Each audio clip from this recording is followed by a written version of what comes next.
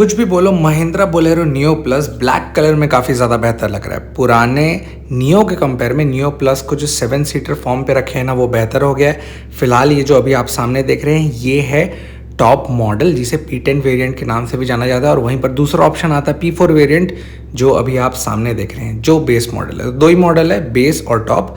और सामने के अगर दो चक्के को हटा दूँ ना मैं ऐसा, तो मुझे पूरा ऐसा फील आता है कि ये भाई साहब तो रेंज रोवर वाला टच दे रहा है, क्योंकि जो लंबाई बढ़ी है वो कहीं ना कहीं इसके ग्लेंस को मिलाता है।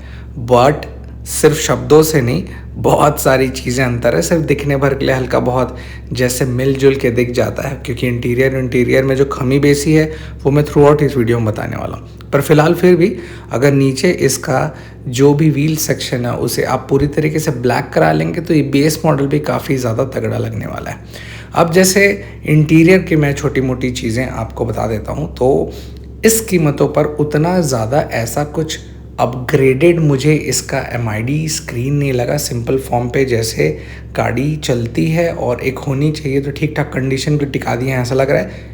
उसके कंपेयर पे लीजिए मैं बेस मॉडल का एक झलक आपको दिखा देता हूँ। तो टॉप मॉडल पे सेंटर में भी स्क्रीन दिया हुआ है, जिसका हल्का सा आप झलक आप देखे होंगे।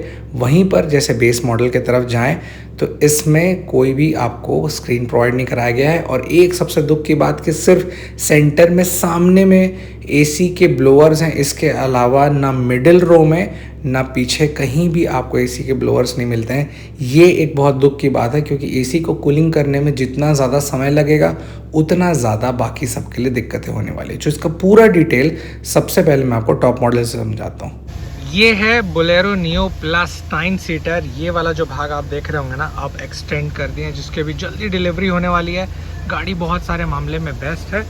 फिलहाल सामने का लुक, ग्रिल पैटर्न और बाकी सब चीज़ें एक बार पूरी तरीके से रिव्यू में चेक करते हैं कि क्या ये गाड़ी बेहतर है और क्यों बेहतर है। क्योंकि बहुत सारे मामले पे खटक भी रहा है, जैसे AC के वेंट्स वगैरह सब जो हैं सिर्फ सामने के लिए दिए हुए हैं और पीछे वाले रो और सबसे लास्ट वाले रो के लिए वो चीज़ें मिसिंग है। बट फिर भी अगर आप इसका लंबा लुक देखते हैं जायगेंटिक किस एंगल से, जैसे इस एंगल से, तो काफ़ी ज़्यादा लंबी ये गाड़ी फील होती है, रेंज रोवर टाइप वाला फील आता है। सो कंपेरेटिवली टू दैट क्या ये गाड़ी कितना बेहतर है कि नहीं, एक बार थोड़ा रिव्यू को देखते हैं। एंट्री जैसे देख रहे होंगे तो कुछ इस प्रकार के सिंपल बॉडी कलर में ना देते हुए चाबी के इनपुट के साथ दिया हुआ है। अंदर जैसे जाऊं तो ये रहा इसका चाबी फॉर्म, और चाबी भी ओवरऑल ठीक ठाक सटीक है।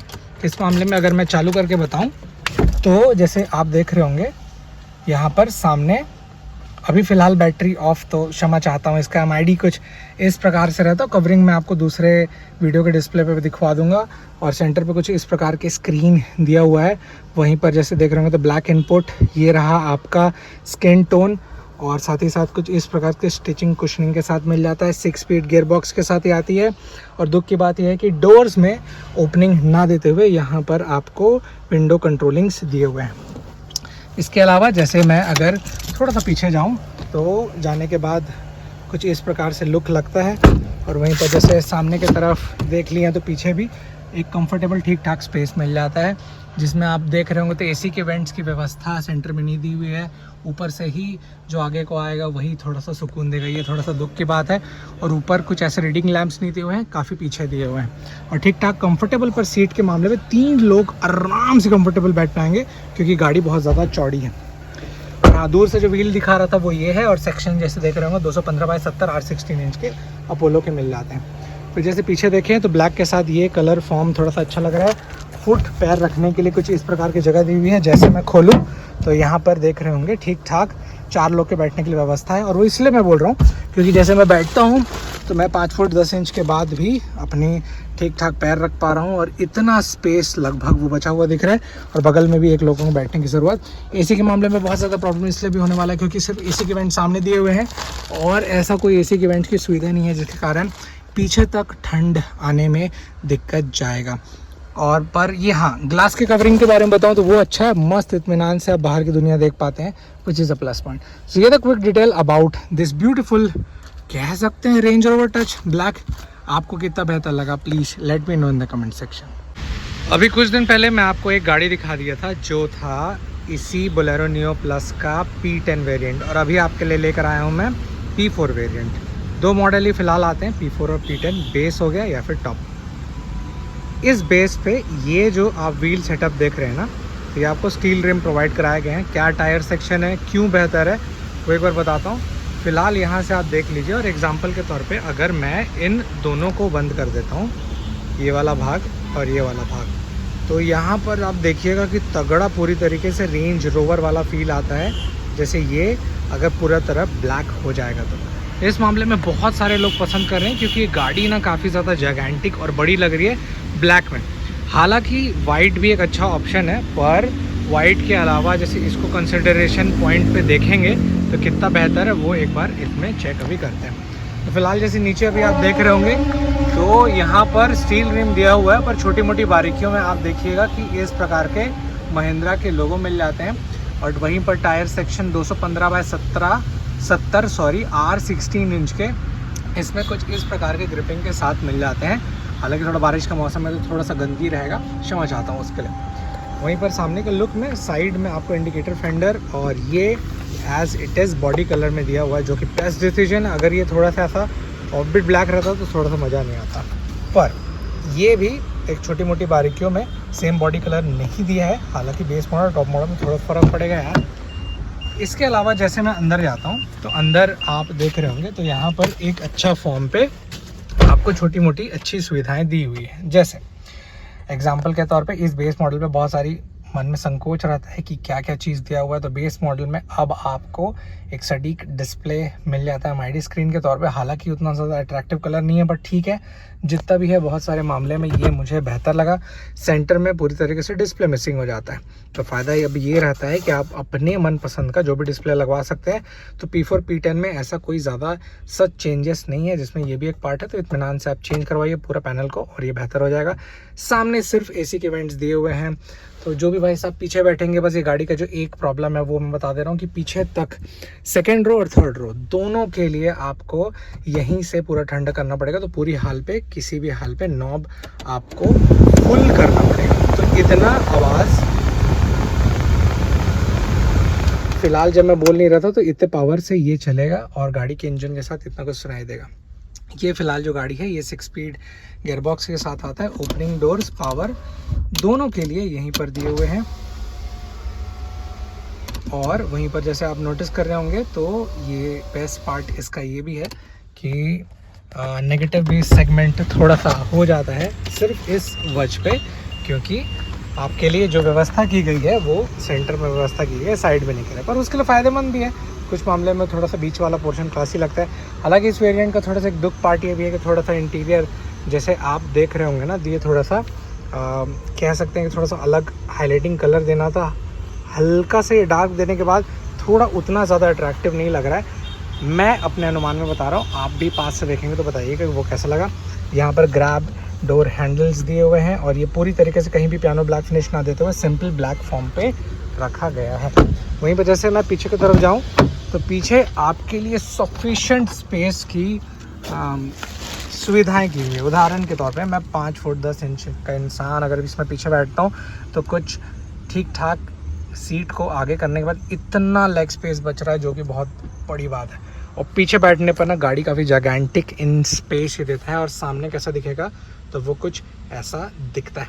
इसके अलावा जैसे ऊपर आप देख रहे होंगे तो हैंडलिंग के लिए ये दिए हुए हैं, और ये एक सॉफ्ट टच में दिया हुआ है, जिसमें थोड़ा गंदगी भी होगा तो प्रॉब्लम इसलिए भी नहीं पड़ेगा क्योंकि डस्ट वस्ट ठीक ठाक बैठ जाता है।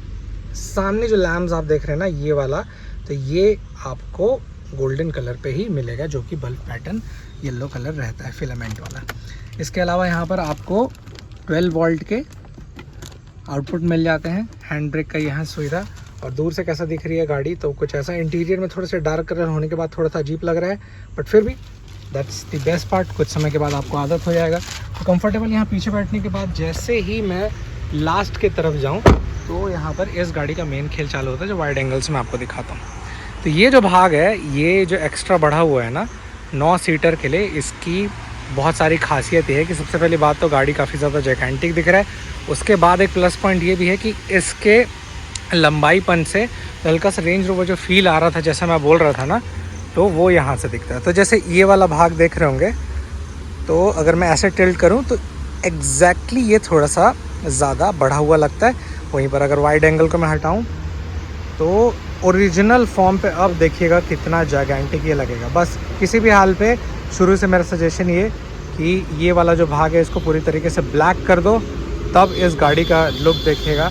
क्योंकि मैं सामने से देख रहा हूँ ये गाड़ी साइड से बहुत लंबी लगती है, बहुत लंबी, ट्रस्ट में। अब उसके अलावा जैसे मैं पीछे की तरफ जाऊँ तो ये जो रेड पोर्शन है ब्लैक के कारण खिलता है, इसलिए भी क्योंकि ये कॉन्ट्रास्ट सिंपल इन टच मिल जाता है। पीछे से देख रहे होंगे तो वही स्टील रिम में आपको मिल जाएंगे, बोलेरो नियो प्लस फ़िलहाल ऐसा लिखा हुआ है। और खोलने के बाद यहाँ जैसे पूरी तरीके से खुलते हुए एक स्ट्रीम 90 डिग्री में खुलेगा, जो कि मैं यहाँ दिखा रहा हूँ। तो ओपनिंग बहुत अच्छा है, पूरा सफिशेंट ये हो जाता है। वहीं पर 9 सीटर के लिए जैसे व्यवस्था जो आप देख रहे हैं ना, तो 2 लोग कंफर्टेबल यहाँ पर बैठ सकते हैं, 2 लोग कंफर्टेबल भी। हालांकि जैसे इस पे बैठने पर मेरा एक थाई सपोर्ट जितना सटीक लग रहा था, उसके बाद पैर इतने लगभग आ रहे थे। जैसे मैं आपको बताता हूँ तो यहाँ पर देखिएगा पैर इतना तक आता है और सफिशेंट। मैं जैसे यहाँ पर बैठा हूँ तो 2 लोगों के हिसाब से एक और इंसान के बैठने की एकदम आसानी से यहाँ पर चीज़ मिल जाती है, जो कि बेस्ट पार्ट इस गाड़ी का लगा मेरे को। और इस 9 सीटर का फ़ायदा ये हो जाता है कि काफ़ी ज़्यादा लंबे समय के लिए आप इत्मीनान से जहाँ जाना है वो सफिशेंट जा सकते हैं। इसके अलावा जैसे यहाँ पर देख रहे हो तो पीछे लोगों के बैठने के लिए भी एक सफिशेंट दृश्य को देखने के लिए दोनों साइड जगह दिया हुआ है, जो कि ग्लास सेक्शन बड़ा है। अब इस ग्लास सेक्शन को भी मैं थोड़ा आपको समझाने की कोशिश करता हूँ।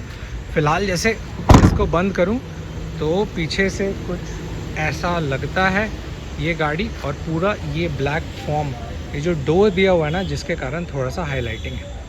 अब वहीं पर इस चक्के पे भी ब्लैक कुछ आप लगवा लेंगे व्हील कवर कैप, तो ये पूरी तरीके से जायगेंटिक बड़ा हुआ दिखेगा, जिसके कारण थोड़ा सा ये ब्लैक कलर लोगों को इसलिए भी पसंद आ रहा है क्योंकि पुराने वाइट में वो अट्रैक्टिवनेस नहीं खींचता था।